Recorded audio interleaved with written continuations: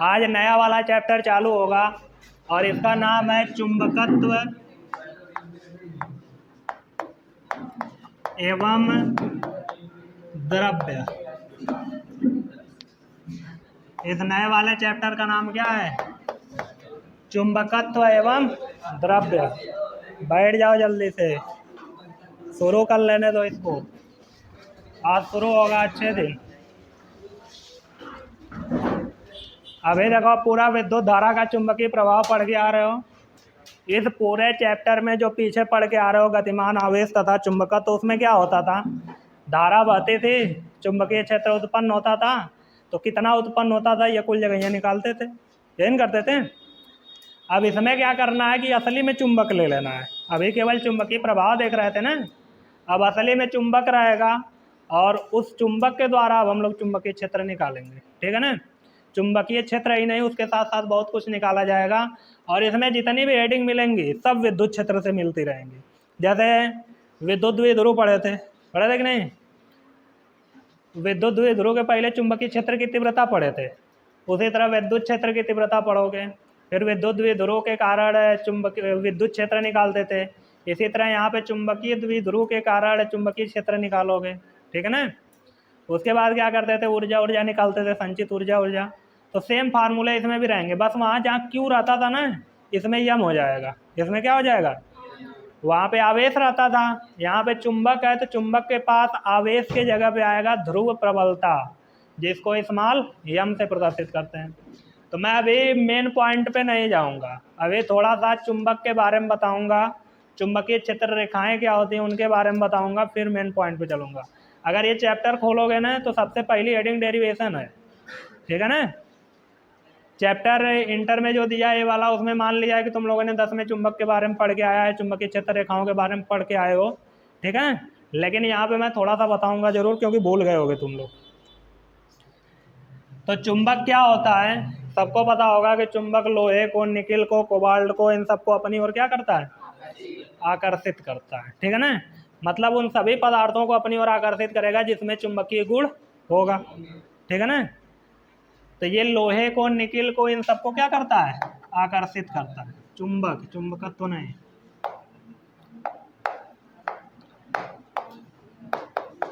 ठीक है ना? वे पदार्थ जो लोहे को, निकिल को आदि,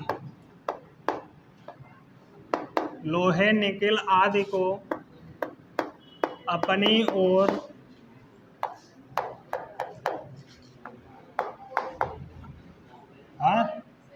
ओर आकर्षित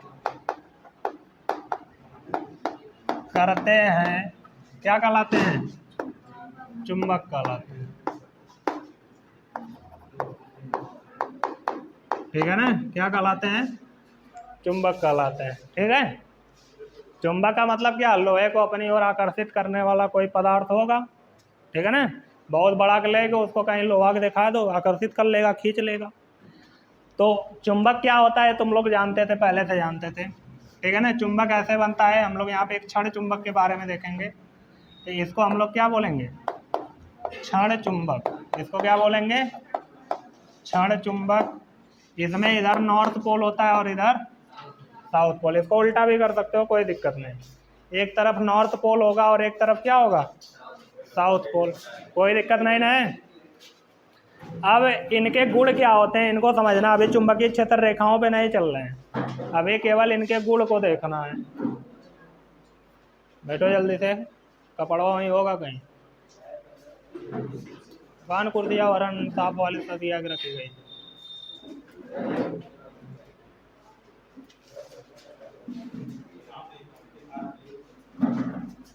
बैठ गए?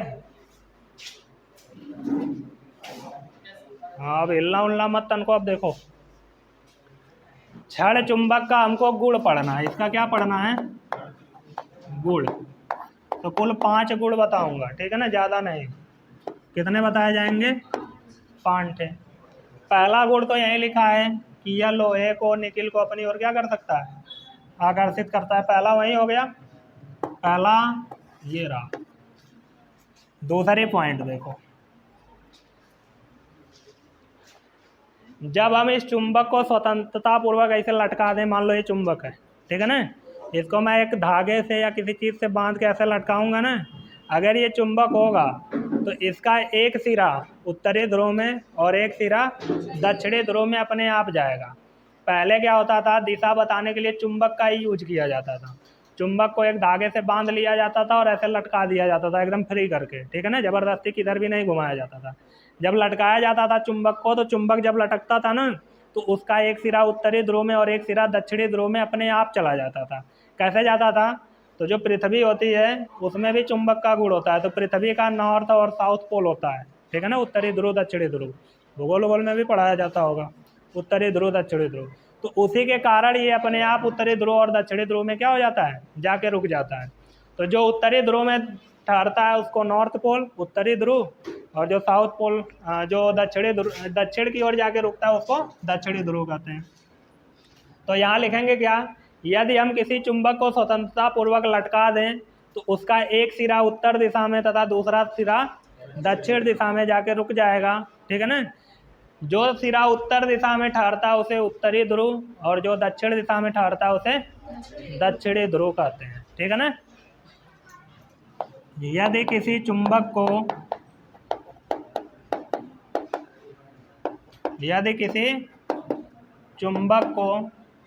स्वतंत्रता पूर्वक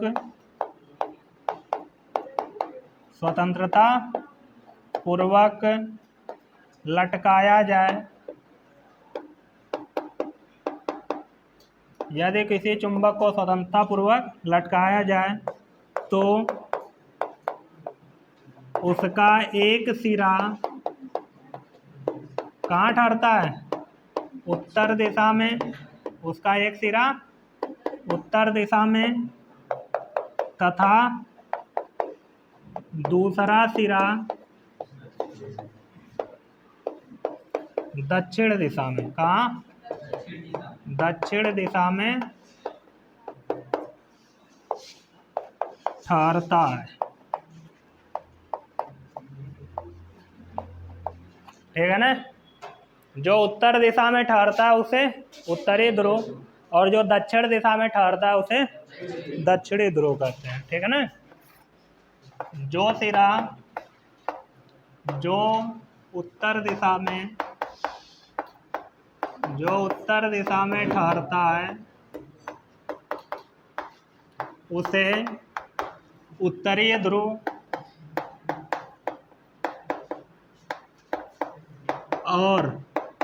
और जो दक्षिण दिशा में ठहरता है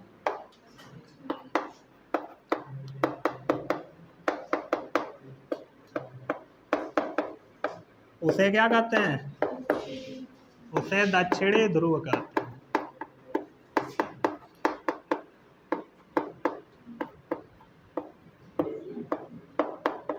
ठीक है ना।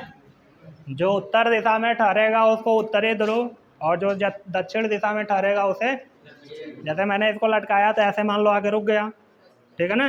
इधर मान लो उत्तर है, इधर दक्षिण है, तो इसको उत्तरी ध्रुव बोल देंगे और इसको दक्षिणी ध्रुव, ठीक है ना। जैसे इसमें दिखाया गया, नॉर्थ पोल का मतलब उत्तरी ध्रुव, साउथ पोल का मतलब दक्षिणी ध्रुव, ठीक है ना। कोई दिक्कत नहीं ना दूसरी पॉइंट में, समझ गए ना। चलो तीसरी पॉइंट देखो,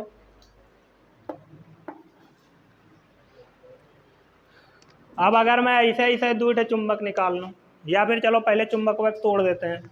ये चुंबक मैं उठा के यहाँ रख रहा हूँ। अब यहाँ पे बहुत लोगों के दिमाग में आ रहा होगा कि ये जो छड़ चुंबक है इसको अगर मैं बिचवा में से काट दूँ तो नॉर्थ पोल अलग साउथ पोल अलग, ऐसा हो जाएगा। लेकिन ऐसा रियल में नहीं होता है। जैसे चुंबक कट के दो भागों में बटेगा, ठीक है ना, ये वाला हिस्सा कट के आया है उसमें से, ठीक है, ऐसे चुंबक कट के दो हिस्से में बट गया, इधर नॉर्थ था और इधर क्या था, तो ऐसा नहीं है कि नॉर्थ पोल अलग साउथ पोल अलग हो गया, ऐसा कुछ नहीं है, ठीक है ना। अपने आप अगर इधर नॉर्थ पोल है तो इसके विपरीत इधर साउथ पोल बन जाएगा, और इधर साउथ पोल है तो इसके विपरीत इधर क्या बन जाएगा, नॉर्थ पोल, ठीक है ना। तो अगर हम किसी चुंबक को दो भागों में बांट देते हैं तो उसके उत्तरी ध्रुव और दक्षिणी ध्रुव अलग नहीं होते हैं, बल्कि जो भी ध्रुव होता है उसके विपरीत दूसरे सिरे पे अपने आप नया ध्रुव बन जाता है। समझ में आई बात? अगर मैं इस चुंबक को बीच में से काटूंगा तो इसका नॉर्थ पोल अलग नहीं होगा, नॉर्थ पोल तो रहेगा जिधर था, लेकिन जहाँ से कटा है वहाँ पे अपने आप साउथ पोल आ जाएगा, ठीक है ना। और इधर जो साउथ पोल अलग हुआ है तो उसमें जो इधर वाला हिस्सा होगा उस पर क्या आ जाएगा, नॉर्थ पोल, ठीक है ना। तो किसी चुंबक को बीच से काटने पर उसके ध्रुव अलग अलग नहीं होते, ठीक है ना।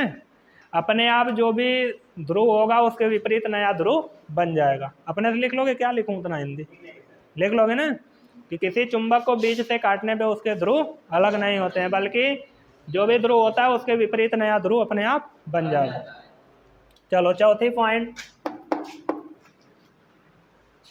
ऐसे नॉर्थ और साउथ या साउथ जैसे समान ध्रुवों को या विपरीत ध्रुवों को पास पास लेके आए तो क्या होगा।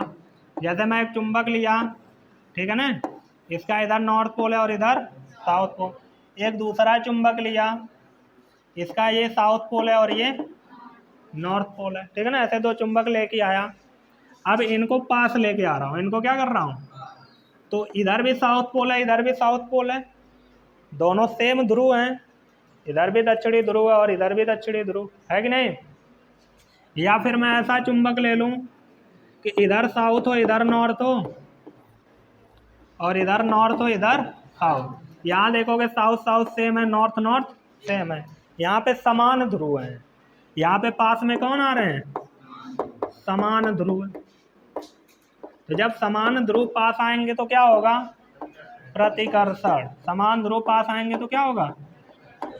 और इसी का उल्टा अगर मैं एक चुंबक ले लूँ, यहाँ पे नॉर्थ है और इधर साउथ, और एक चुंबक और ले लूँ, इधर नॉर्थ है और इधर साउथ, तो यहाँ पे विपरीत ध्रुव हैं, है कि नहीं। यहाँ पे कैसे ध्रुव हैं, विपरीत ध्रुव हैं। विपरीत का मतलब यहाँ सही नहीं बैठ रहा, विजातीय ध्रुव लिख दो, अलग अलग, ठीक है ना। विजातीय ध्रुव एक दूसरे को क्या करेंगे, आकर्षित करेंगे, ठीक है ना। इसको समान को सजातीय लिख सकते हो, ठीक है। अब देखो इसमें होता क्या है, सेम ध्रुव आएगा तो प्रतिकर्षण, विपरीत ध्रुव मतलब अलग अलग आएगा तो क्या होगा, आकर्षण होगा। इसको नहीं लिख पाओगे कि यदि सजातीय ध्रुव पास पास हो, किन्हीं दो चुंबक के सजातीय ध्रुवों को पास लेके आया जाए तो उनके बीच कौन सा बल लगता है, और विजातीय ध्रुवों को समीप लाया जाए तो उनके बीच आकर्षण। तुम लोगों ने देखा होगा कभी कभी चुंबक खींच लेता है, कभी कभी ढकेल भी देता है, होता है कि नहीं। तो जब सेम ध्रुव रहते हैं तो खींच लेता है, नहीं अलग अलग रहते हैं तो खींच लेता है, लेकिन सेम ध्रुव को जब लेके आया जाता है ना तब प्रतिकर्षित करता है, तब ढकेलता है। समझ में आई बात, कोई दिक्कत नहीं ना है। 4 पॉइंट समझ में आए। पहले पॉइंट तो परिभाषा ही लिख सकते हो, दूसरे पॉइंट मैंने बता दिया कि अगर चुंबक को स्वतंत्रता पूर्वक लटका दिया जाए तो उसका एक सिरा उत्तर दिशा में जाएगा और एक सिरा दक्षिण दिशा में। जो उत्तर दिशा में जाएगा उसे उत्तरी ध्रुव और जो दक्षिण दिशा में जाएगा उसे दक्षिणी ध्रुव कहेंगे। फिर बोल दिया कि जो चुंबक होता है उसको काटने से उसके ध्रुव अलग नहीं होते, बल्कि जो भी ध्रुव अलग हुआ रहता है उसके विपरीत दूसरे सिरे पे नया ध्रुव बन जाता है। फिर हम अगर सेम ध्रुवों को पास लेके आ रहे हैं या अलग अलग ध्रुवों को पास लेके आ रहे हैं तो हमको प्रतिकर्षण आकर्षण दोनों टाइप का बल देखने को मिल रहा है कि नहीं। जैसे उसमें क्या होता था, आवेश वाले में प्लस प्लस या माइनस माइनस आता था तो प्रतिकर्षण होता था, और प्लस माइनस आता था तो आकर्षण। तो बस वह प्लस माइनस का जगह कौन ले लिया, यन और यस, ठीक है ना। 4 पॉइंट बहुत है, ठीक है। अब चुंबकीय क्षेत्र रेखाओं पे आ जाओ।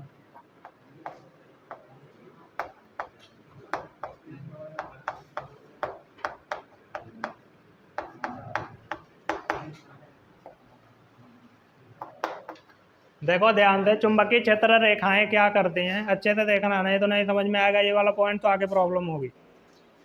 जैसे यहाँ पे एक चुंबक रख दिया मैं, ठीक है ना, मान लो यहाँ पे एक चुंबक रखा है तो उसके कुछ दूर तक उसका प्रभाव रहेगा। जैसे ये चुंबक है तो इसके इधर कुछ दूरी तक इसका प्रभाव रहेगा ना, रहेगा कि नहीं। अब यहाँ पे जो प्रभाव दिखा रहा है चुंबक, उस चुंबकीय क्षेत्र की दिशा क्या होगी, कौन बताएगा। चुंबकीय क्षेत्र रेखाएं, जैसे इसके ऊपर मैं यहाँ पे अगर किसी लोहे का लाऊंगा खींचेगा, मतलब यहाँ पे चुंबकीय क्षेत्र है इस चुंबक का, तो उसकी डायरेक्शन क्या है, किधर की चुंबकीय क्षेत्र, किधर बल लगा रहा है, वो पता करने के लिए हम क्या खींचेंगे, चुंबकीय क्षेत्र। तो चुंबकीय क्षेत्र रेखाएं हमको रियल में नहीं दिखती हैं, ठीक है ना। चुंबकीय क्षेत्र रेखाएं काल्पनिक रेखाएं होती हैं जो किसी भी चुंबकीय क्षेत्र में चुंबकीय क्षेत्र की दिशा को प्रदर्शित करती है, ठीक है ना। चुंबकीय क्षेत्र रेखाएं क्या होती हैं, काल्पनिक रेखाएं। तो हम लिखेंगे वे काल्पनिक रेखाएं, वे काल्पनिक रेखाएं जो किसी चुंबकीय क्षेत्र में, चुंबकीय क्षेत्र में स्थित बिंदु पर चुंबकीय क्षेत्र की दिशा को प्रदर्शित करते हैं, बिंदु पर चुंबकीय क्षेत्र की दिशा को प्रदर्शित करते हैं।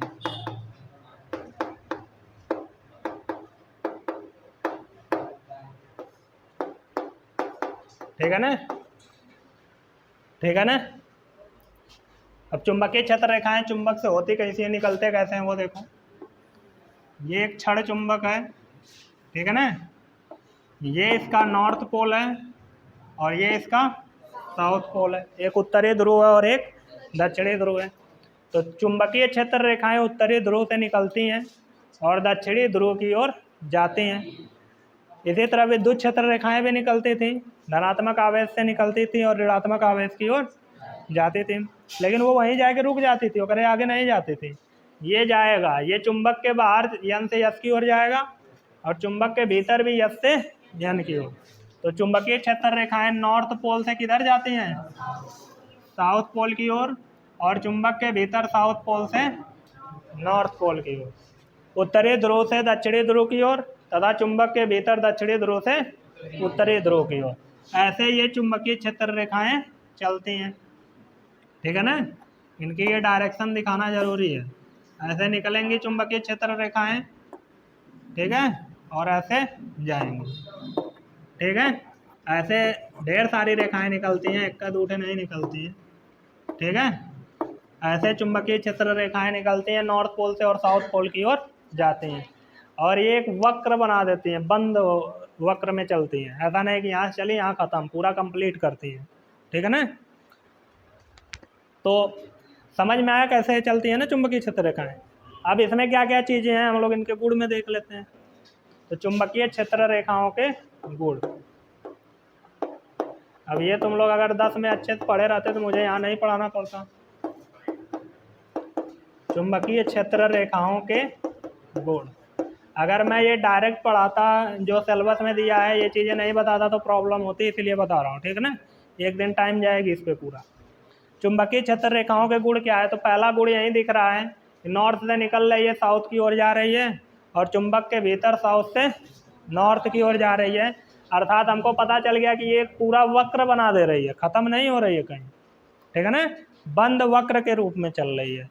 तो चुंबकीय क्षेत्र रेखाएं उत्तरी ध्रुव से निकलती हैं, कहाँ से निकलती हैं, उत्तरी ध्रुव से निकलती हैं और कहाँ जाती हैं, दक्षिणी ध्रुव की ओर। कहाँ जाती हैं, दक्षिणी ध्रुव की ओर। और चुंबक के भीतर, चुंबक के भीतर दक्षिणी ध्रुव से, दक्षिणी ध्रुव से किधर जाएंगी, उत्तरी ध्रुव तक। किधर जाएंगी, उत्तरी ध्रुव, ठीक है ना। अब पता नहीं यह होता है कि नहीं होता है, लेकिन दक्षिणी ध्रुव से निकलती हैं और उत्तरी ध्रुव की ओर जाती हैं। तो इससे हमको क्या पता चला कि ये एक बंद वक्र के रूप में चलती है। चुंबकीय क्षेत्र रेखाएं कैसे चलती हैं, तो तुम लोग पूरा लिखोगे चुंबकीय क्षेत्र रेखाएं उत्तरी ध्रुव से निकलती हैं, दक्षिणी ध्रुव की ओर जाती हैं तथा चुंबक के भीतर दक्षिणी ध्रुव से उत्तरी ध्रुव की ओर जाती हैं, अर्थात ये एक बंद वक्र के रूप में चलती हैं, ठीक है ना। पूरी लाइन लिखोगे। उसके बाद दूसरी पॉइंट देखो, 5 पॉइंट इसमें भी कोशिश करेंगे, 5 पॉइंट से ज़्यादा इसमें बता देंगे, लेकिन 5 बताऊंगा, ज़्यादा नहीं। दूसरा देखो इसमें क्या हो रहा है, दूसरे पॉइंट देखो, यहाँ पे क्या हो रहा है कि नॉर्थ पोल पे देखोगे ध्रुव के समीप तो चुंबकीय क्षेत्र रेखाएं काफ़ी घनी है कि नहीं, और यहाँ पे भी घनी है, लेकिन जैसे ही ध्रुव से दूर होती जा रही है देखो इनके बीच की दूरी क्या होती जा रही है, चुंबक के समीप ये पास पास है, चुंबक से दूर होते समय इनके बीच की दूरी क्या होती जा रही है। तो इससे क्या पता चल रहा है, जहाँ चुंबकीय क्षेत्र रेखाएं पास पास हैं वहाँ चुंबकीय क्षेत्र प्रबल होता है, ठीक है ना, बहुत तेज से खींचेगा, और जहाँ दूर दूर होती है वहाँ धीरे खींचेगा, ठीक है ना। तो ध्रुव के समीप बहुत तेज आकर्षित करता है, लेकिन बीचों में आकर्षित कराओगे तो धीरे खींचेगा, कम बल लगाएगा, ठीक है ना। तो लिखोगे ध्रुवों के समीप चुंबकीय क्षेत्र रेखाएं पास पास होती हैं, ध्रुवों के समीप चुंबकीय क्षेत्र रेखाएं क्या होती हैं, हाँ, ध्रुवों के समीप चुंबकीय क्षेत्र रेखाएं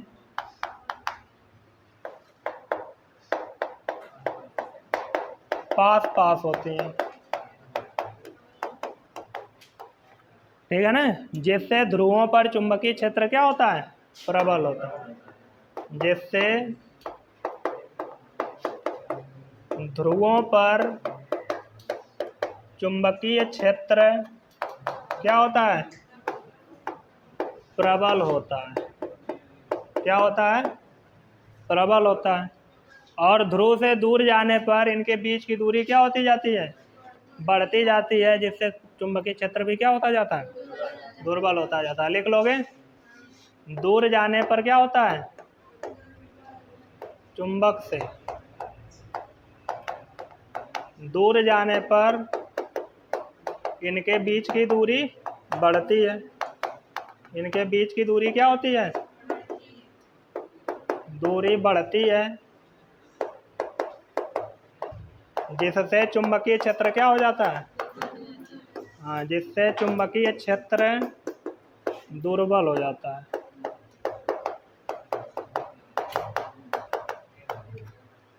लिखने का मन नहीं कर रहा इसीलिए जल्दी जल्दी लिखा जा रहा है। टाइम बचता, टाइम ये तो नहीं बचाना है, तो लिखोगे तो याद भी तो होगा, इसीलिए तो लिख रहा हूँ। तब सुन के लिखोगे ना, उस तरह पढ़ के लिखोगे फायदा होता है, इसीलिए लिखता हूँ, नहीं लिखता।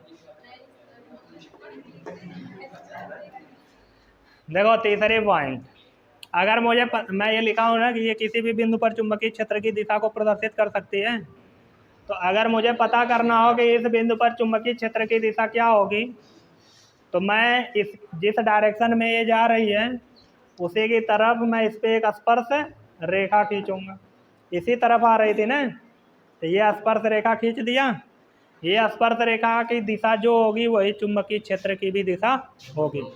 तो जैसे अगर ये कोई चुंबकीय क्षेत्र रेखा जा रही है, ठीक है ना, अब अगर हमको इस बिंदु पर चुंबकीय क्षेत्र की दिशा देखनी है किधर होगी, अगर ये इधर जा रही है तो हम ऐसे एक स्पर्श रेखा खींचेंगे तो ये चुंबकीय क्षेत्र की क्या हो जाएगी, दिशा। अगर ऐसे चुंबकीय क्षेत्र रेखा चल रही है इस डायरेक्शन में और मुझे यहाँ पे चेक करनी है तो मैं स्पर्श रेखा ऐसे खींचूंगा, क्योंकि इसके चलने की भी तो डायरेक्शन यही है, तो चुंबकीय क्षेत्र की दिशा ये वाली होगी कि नहीं। तो चुंबकीय क्षेत्र में स्थित किसी भी बिंदु पर अगर हमको चुंबकीय क्षेत्र की दिशा देखनी है तो हम उस पर स्पर्श रेखा खींचकर देख सकते हैं, उसी दिशा में खींचनी है जिस दिशा में ये चल रही है, ठीक है ना। चौथी पॉइंट, उसमें देख रहे होगे कभी दोनों चुंबकीय क्षेत्र रेखाएं ऐसे काट नहीं रही हैं, नहीं काट रही हैं, कारण क्या है, अगर काट दी तो यहाँ दो स्पर्श रेखा खींच लोगे, खींचा जाएगी कि नहीं, इसका मतलब यहाँ दो दिशा हो और एक बार में दो दिशा में चल नहीं पाओगे, किसी एक में चलोगे ना, एक बार में दो दिशा में चलना संभव है, तो उसी तरह एक बार में दो दिशा होना भी संभव नहीं। तो चुंबकीय क्षेत्र रेखाएं एक दूसरे को कभी नहीं काटती, क्योंकि कटान बिंदु पर दो स्पर्श रेखाएं खींची जा सकती हैं, जिससे चुंबकीय क्षेत्र की दो दिशाएं उस बिंदु पर होंगी, जो कि क्या है, असंभव है। लास्ट पॉइंट, पांचवी पॉइंट, क्या ले लें, पांचवी पॉइंट ये वाला ले लेते हैं। अगर हमको एक समान चुंबकीय क्षेत्र दिखाना है तो हम चुंबकीय क्षेत्र रेखाओं को समांतर दिखाएंगे और समान दूरी पर दिखाएंगे। ये जो दूरी दिख रही है ये क्या होनी चाहिए, समान। तो एक समान चुंबकीय क्षेत्र में चुंबकीय क्षेत्र रेखाएं परस्पर समांतर और समान दूरी पर होते हैं। आई बात समझ में? छापो अब।